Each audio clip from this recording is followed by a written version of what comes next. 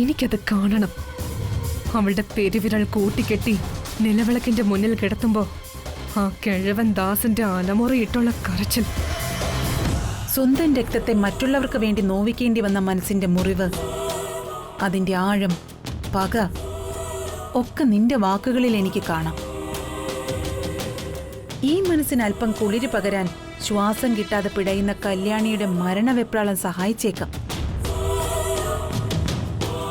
നീ വാ, തത്സമയം കണ്ട് ആസ്വദിക്കും. നീ വാ.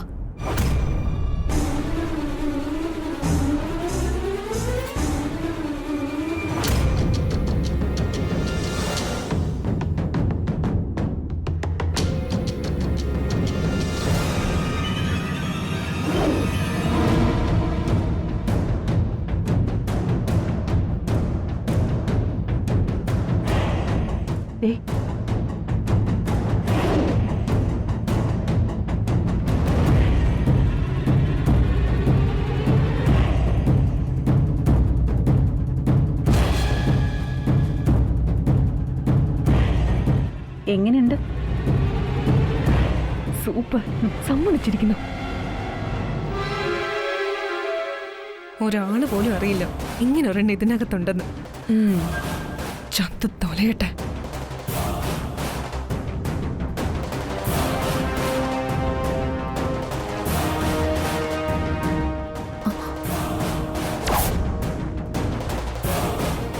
അയ്യോ ഗംഗേ, എന്താ ആന്റി? ആനന്ദ്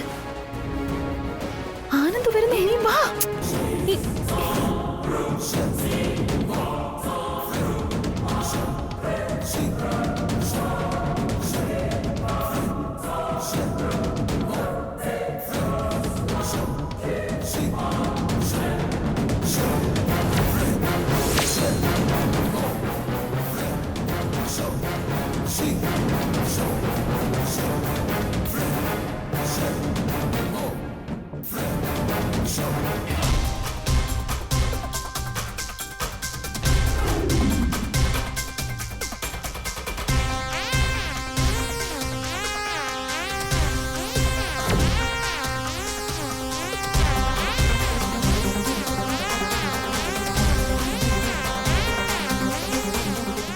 ആ കാറിൽ ആന്റി.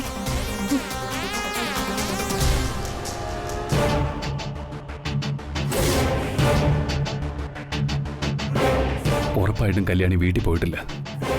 എന്നോട് പറയാതെ പോവില്ല. അവൾക്ക് എന്തോ അപകടം പറ്റിയിട്ടുണ്ട്.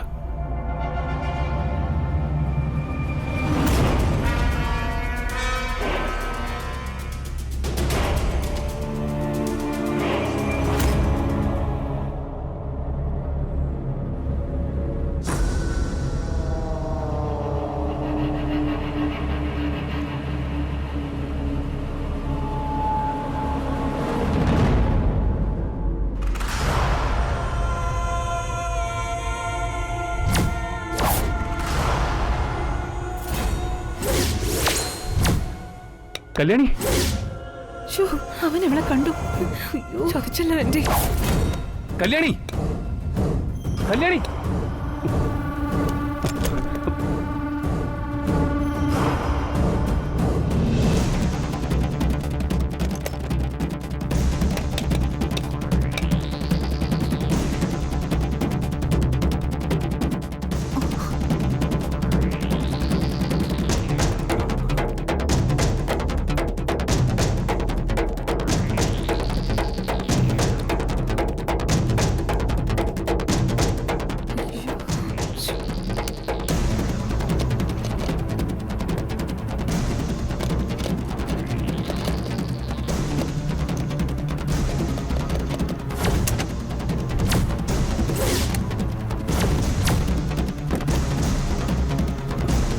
കല്യാണി, കല്യാണി. ഗംഗേ. കല്യാണി, കല്യാണി, എന്തു പറ്റി? നീ എങ്ങനെ ഇതിനകത്ത് വന്നത്? കല്യാണി പറ, എന്തു പറ്റി? കല്യാണി പറ. കല്യാണി, നീ എങ്ങനെ ഇതിന്റെ അകത്ത് വന്നത്? വിലാസിനി മാഡം എന്റെ മുഖത്തെന്തോ സ്പ്രേ ചെയ്തു. അവൻ നമ്മളെ കാണണ്ട. നമുക്ക് പോവാം. ഇളയമേ ഇവിടെ വാ.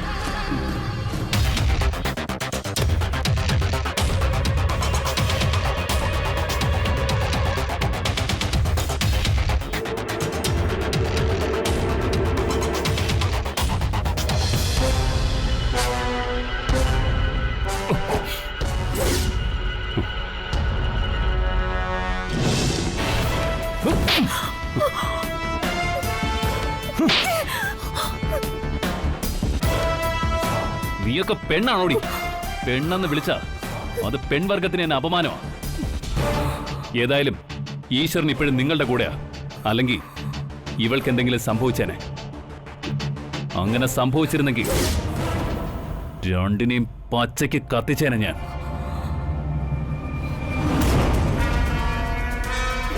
വാ.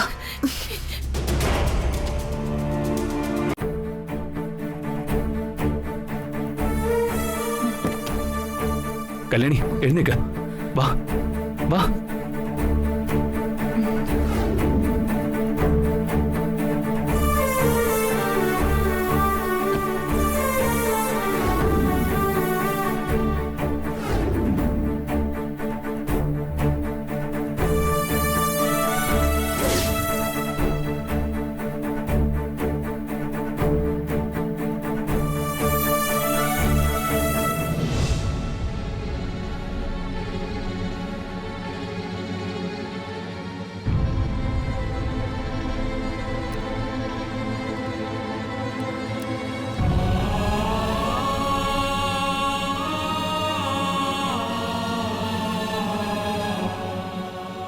ഭയപ്പെടാനൊന്നുമില്ല.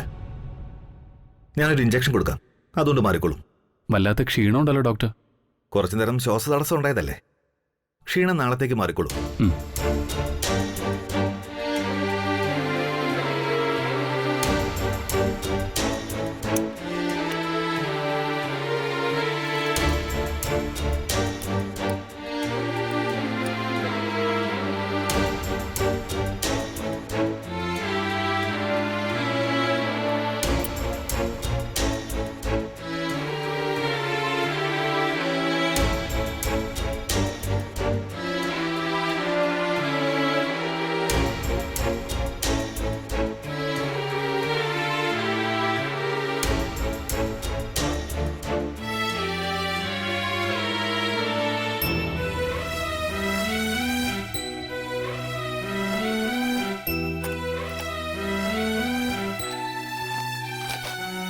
ഓക്കെ, ഈ ടാബ്ലറ്റ് ഒരു 5 ദിവസം കൊടുത്തേക്ക്.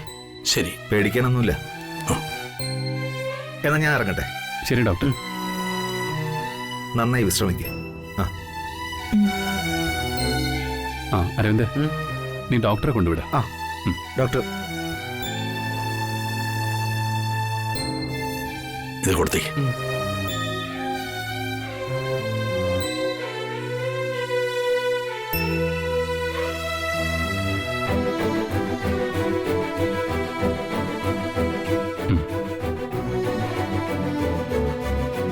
ദാസേട്ടാ, ഞാൻ പൊയ്ക്കോട്ടെ?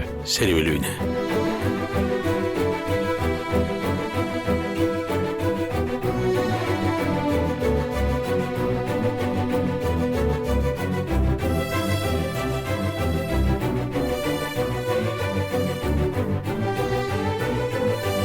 കല്യാണി, ആഹാരമൊക്കെ നന്നായിട്ട് കഴിക്കണം. വെള്ളം ഏറെ കുടിക്കണം.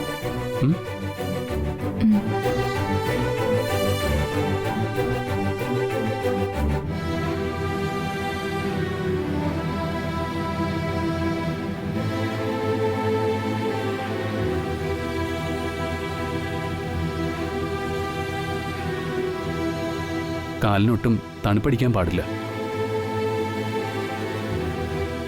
ദാസേട്ടാ, കല്യാണിയെയും നന്നായിട്ട് നോക്കിക്കൊള്ളണേ. അവളെ നന്നായിട്ട് നോക്കാൻ എനിക്കറിയാം. അവൾ എൻ്റെ മകളല്ലേ.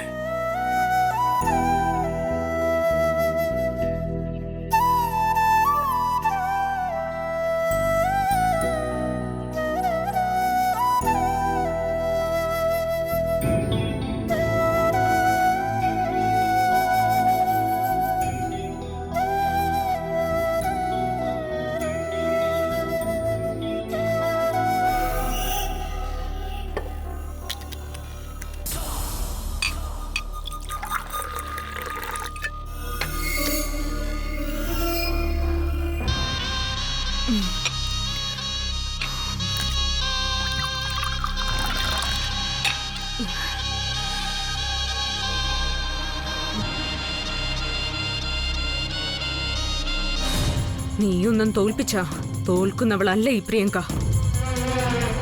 തൃച്ചംബരത്തെ ചുട്ടി ചാമ്പലാക്കി ഒരു പിടി ചാരം വാരി പറത്തണോ എനിക്ക്.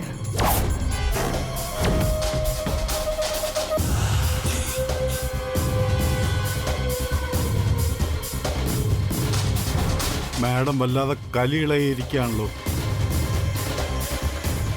മാഡം മാഡം നിനക്കൊക്കെ ആ മേനോനിൽ നിന്ന് തെളിവുകൾ അടങ്ങിയ പെൻഡ്രൈവ് കണ്ടെത്താൻ കഴിഞ്ഞോ? ഇല്ല മാഡം, അവനത് പറയുന്നില്ല. അവൻ ഇനി അല്പപ്രാണനെ ബാക്കിയുള്ളൂ. ഏയ്, ഇങ്ങനെയൊക്കെ വന്ന് പറയാൻ നിനക്കൊക്കെ നാണോ ഇല്ലടാ? മാഡം, അയാൾ പോലീസ് ബുദ്ധിയാ പ്രയോഗിക്കുന്നത്. എത്ര തല്ലിച്ചതച്ചിട്ടും അവൻ നമുക്ക് വേണ്ട ഉത്തരം തരുന്നില്ല. നീയൊക്കെ കയ്യും കെട്ടി നിന്നാ അവനങ്ങ് കുമ്പസാരിക്കുമെന്ന് വിചാരിച്ചോ? നോട്ടോറിയസ് ഗുണ്ടകളാണത്ര. ഛീ, മാഡം അവനെ അങ്ങ് തട്ടിക്കളഞ്ഞാലോ? അവന്റെ ആയുസിന്റെ നീളം പോലെ ഇനി ഏത് നിമിഷവും ഞാൻ അവിടെ എത്തും. അവിടെ തീരുമാനിക്കാം കൊല്ലണോ വേണ്ടയോന്ന്. മാഡം അല്ല മാഡം, തൃച്ചംബരത്തെ അഖിലാണ്ടേശ്വരി മാഡത്തിന്റെ ബന്ധങ്ങൾ അന്വേഷിച്ചിടത്തോളം അവരുമായി ഒരു ശത്രുതയ്ക്ക് പോകാതിരിക്കുന്നതാ ബുദ്ധി.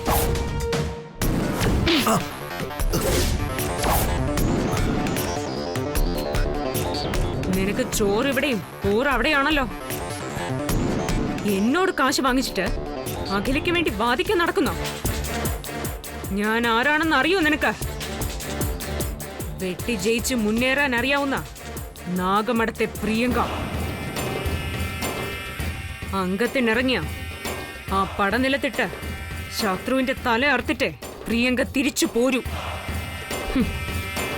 ഒന്ന് തോറ്റാ 9 വട്ടം ജയിക്കാൻ അറിയാം പ്രിയങ്കയ്ക്ക്.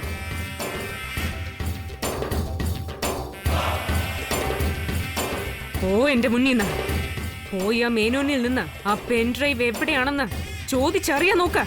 ശരി മാഡം. ശരി മാഡം.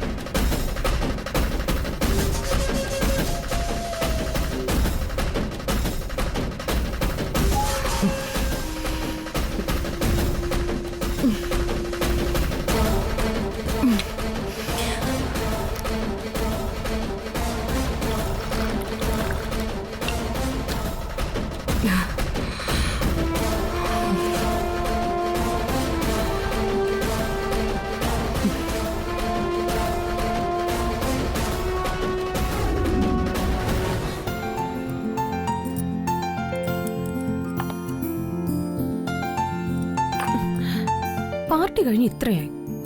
ഈ അരവിന്ദ് ഇത് എവിടെ പോയി കിടക്കുന്നു? ഇതുപോലെ പങ്ക്ച്വാലിറ്റി ഇല്ലാത്തൊരു മനുഷ്യൻ.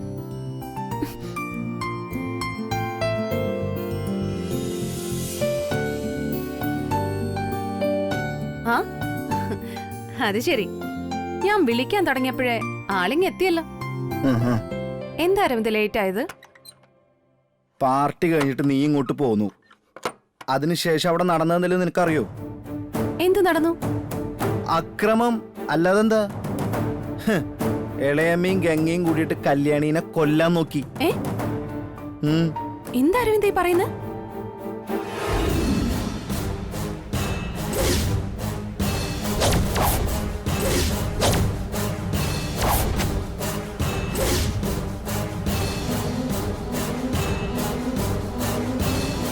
ഇളയമേ,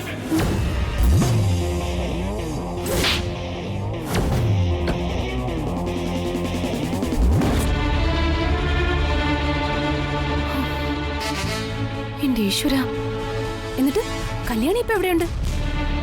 ഔട്ട് ഹൗസിലാ. കല്യാണിക്ക് ഇപ്പൊ കുഴപ്പമൊന്നുമില്ല. 2 ദിവസം റെസ്റ്റ് എടുത്താൽ മാറാവുന്നുള്ളൂ ഡോക്ടർ പറഞ്ഞു. ഇതെന്താ ഇങ്ങനെ? ഈ വിലാസിനി ആന്റിയുടെ സ്വഭാവം ദിവസം പ്രതി വഷളായിക്കൊണ്ടിരിക്കുക. നശിച്ച ഒരു ജന്മം തന്നെ. അവർക്ക് എന്തോ മാനസിക രോഗമാണെന്നാ എനിക്ക് തോന്നുന്നത്. ഇത് വട്ടൊന്നുമല്ല, നല്ല 2 പെട കിട്ടാത്തന്റെ കേസാ. ഫംഗ്ഷന് കല്യാണി ബ്രോഡ് എടുത്താണല്ലോ നിന്നത്. അത് ഗംഗയ്ക്ക് ഇഷ്ടപ്പെട്ടുണ്ടാവില്ല. അതിനവളെ ഇളയമ്മയുടെ ഒപ്പം ചേർന്ന് അതിന് പകപോക്കി, അത്ര തന്നെ. അല്ല, ഈ കല്യാണം എന്തിനാ ആനന്ദിനൊപ്പം നിന്നേ? ആനന്ദും കല്യാണിയും കൂടി ഒരുമിച്ച് നിൽക്കുന്നത് കണ്ട് അവരുടെ റിസപ്ഷൻ പാർട്ടിയാണെന്നേ ആൾക്കാർ കരുതും. ഹും. ആ എനിക്കും ഏകദേശം അങ്ങനൊക്കെ തന്നെ ഫീൽ ചെയ്ത്. അരവിന്ദിന് അങ്ങനെ തോന്നിയോ? ഹും. എടീ ഞാനല്ലേ കല്യാണിനെ ബ്രോയോടൊപ്പം പിടിച്ച് നിർത്തിയത്. നീ പിടിച്ചു നിർത്തിയെന്നോ? അയ്യന്റെ പൊന്നെ, അബദ്ധമായി പോയല്ലോ. എന്താ ചെയ്യാ? അരവിന്ദേ, എന്താ ഒന്നും മിണ്ടാത്ത? ഏ? നീ എന്താ ആലോചിക്കുന്നേ? നീ എന്തിനാ കല്യാണിയെ ആനന്ദിനൊപ്പം പിടിച്ചു നിർത്തിയേന്ന്? അതെ, ഞാൻ പിടിച്ചു നിർത്തി. അതെന്തെന്നറിയോ? നീങ്ങട് വന്നേ. എടി നന്ദനെ, ഞാനത് ചെയ്തതേ നിനക്ക് വേണ്ടിട്ടാ. നീ ആ ഫംഗ്ഷനില് നാണവും മാനവും കെടാതിരിക്കാൻ വേണ്ടിട്ട്. എന്റെ നാണോ മാനോ കെടാതിരിക്കാനോ? അരവിന്ദ് എന്തൊക്കെയാ പറയുന്നേ? തെളിച്ചു പറ. എടി സത്യമായിട്ടും ബ്രോയുടെ ഒപ്പം ബ്രാൻഡ് അംബാസിഡറുടെ പേരും പറഞ്ഞേ ഞാൻ കല്യാണിയെ പിടിച്ചിരുത്തിയില്ലായിരുന്നെങ്കിലേ ആ സ്ഥാനത്ത് ഗംഗ കയറി നിൽക്കുമായിരുന്നു. പിന്നെ അവള് മൂത്ത മരുകളെന്ന അധികാരം വെച്ചിട്ടേ അവള് നിന്നെ ഭരിക്കാൻ നോക്കും. അന്ന് ഷെയർ മാർക്കറ്റിനെ പറ്റി നിന്നോട് ചോദിച്ച് നിന്നെ നാണം കെടുത്തിയതുപോലെ കിട്ടിയ അവസരം അവള് മുതലാക്കിയിട്ടേ നിന്നെ കൊച്ചാക്കാൻ ശ്രമിച്ചേനെ. അത് ശരിയാ അരവിന്ദ്. ആ എന്നെ കൊച്ചാക്കാൻ കിട്ടുന്ന ഒരു അവസരവും പാഴാക്കില്ല ഗംഗ. അല്ലെങ്കിലും അവളങ്ങനെയാ. അങ്ങനെ നിന്നെ കൊച്ചാക്കാനുള്ള അവസരം ഞാൻ ഒരുക്കി കൊടുക്കും നന്ദനെ. നീ എന്റെ ചക്കര മണിയല്ലേ. എന്റെ വായിലാക്കുന്നില്ലപ്പാ, രക്ഷപ്പെട്ട്. ഇനി കൂടുതൽ സംസാരിച്ച് റോട്ട് തെറ്റി കുഴപ്പത്തിലേക്ക് ആവണ്ട. അതെ, വല്ലാത്ത ക്ഷീണം. ഞാൻ കുളിച്ച് ഫ്രഷായി കിടക്കാൻ നോക്കട്ടെ. നീ കിടന്നു, ഞാൻ പോരാ.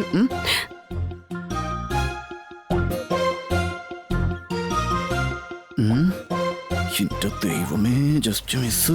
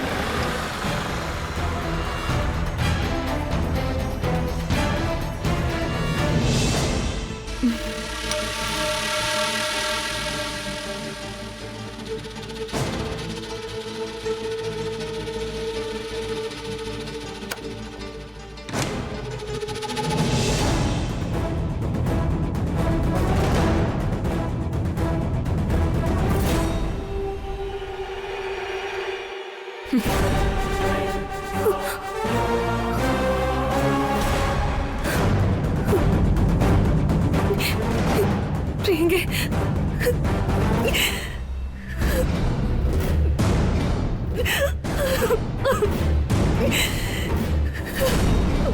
എന്നോട് പൊറുക്കണം പ്രിയങ്കേ. എനിക്ക് മറ്റൊരു വഴിയില്ലായിരുന്നു.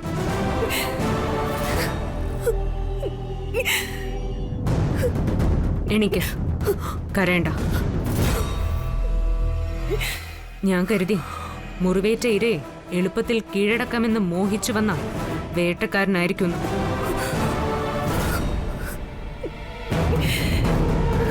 ഈ കണ്ണുകൾ നിറയരുത്. അത് മാത്രം സഹിക്കില്ല പ്രിയങ്കയ്ക്ക്. കുറ്റബോധം കൊണ്ട് എല്ലാം അവസാനിച്ചു എന്ന് തോന്നുന്ന മനസ്സിന്റെ നിശ്വാസമാണ് കുറ്റബോധം. ഇവിടെ ഒന്നും അവസാനിച്ചിട്ടില്ല. മുറിപ്പാടുകൾ സമ്മാനിക്കുന്ന പകയുടെ ഓർമ്മപ്പെടുത്തലിൽ